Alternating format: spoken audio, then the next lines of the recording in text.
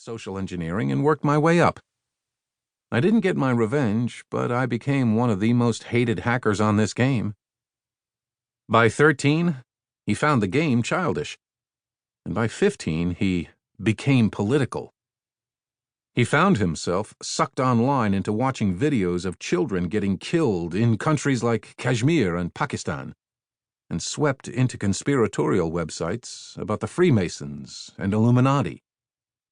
Those internet rabbit holes led Hussein to found a hacker group with 7 friends.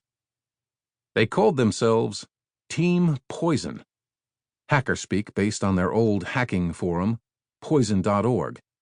They became notorious in 2011 for their unique brand of hacktivism, defacing websites, often with pro-Palestine messages, and attacking online key websites such as BlackBerry and NATO, and figures such as former Prime Minister Tony Blair.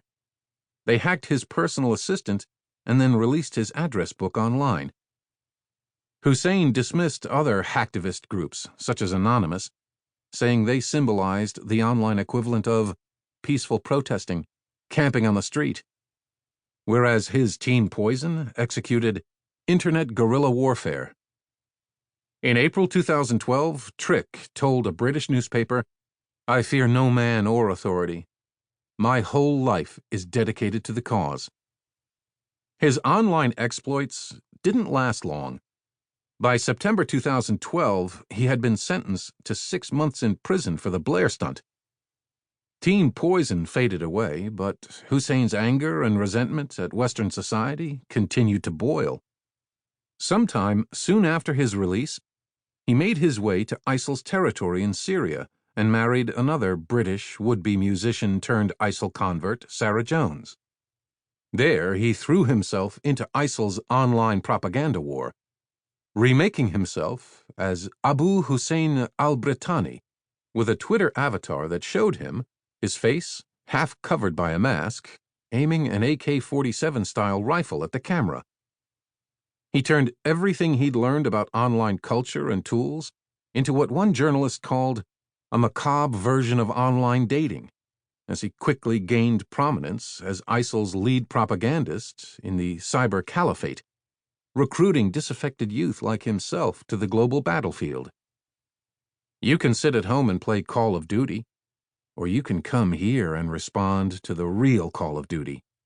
The choice is yours, he announced in one tweet. Hussein's tactics weren't necessarily new, but he and fellow ISIL terrorists executed them at a level we'd never seen before.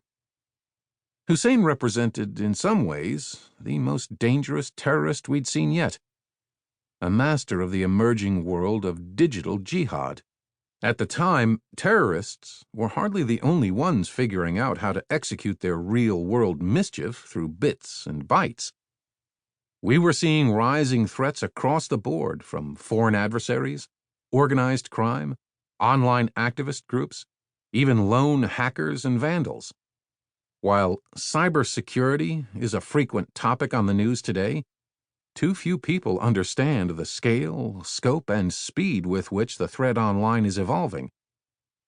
My goal with this audiobook is to tell the story of the beginning of America's Code War, how criminals, terrorists, and spies made themselves at home on a global network that was never designed with safety and security in mind, and how the U.S. government, prosecutors, the FBI, and our international allies have spent a quarter-century playing catch-up.